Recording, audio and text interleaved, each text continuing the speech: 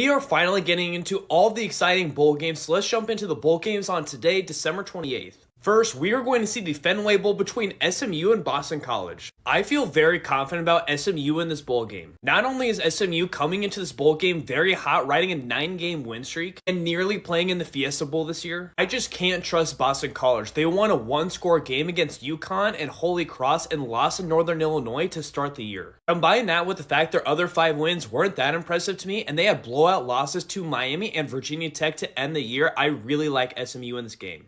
Next, let's jump into the Pinstripe Bowl between Miami and Rutgers. This game feels so much like the Texas Bowl to me. Miami is facing just as large of a transfer portal issue as Texas A&M in their bowl game, but what Rutgers has shown me down the stretch is even with Miami's backups, I don't know if Rutgers can match Miami's talent level. If you've seen a few of my previous picks for these bowl games, you know that I really like to ride the motivation factor, and I'm going with Rutgers because I think they will be more motivated to play this bowl game. I don't feel confident about picking either side here, but if I had to, I would go Rutgers. Now, one of my new favorite bowl games, the Pop-Tarts Bowl between NC State and Kansas State. With Kansas State's quarterback Will Howard declaring for the NFL draft and missing this bowl game, and Colin Klein, offense coordinator, leaving Kansas State's going to have to rely on the run in this game. But if you've watched NC State play football this year, you know that their biggest strength is stopping the run. NC State also finished the year winning 6 out of 7 games, with their only loss coming to Duke. I think NC State has been quietly good all season long, and I like them over Kansas State in the Pop-Tarts Bowl. Last but not least, my most anticipated bowl game that is not a New Year's Six bowl, the Alamo Bowl between Oklahoma and Arizona.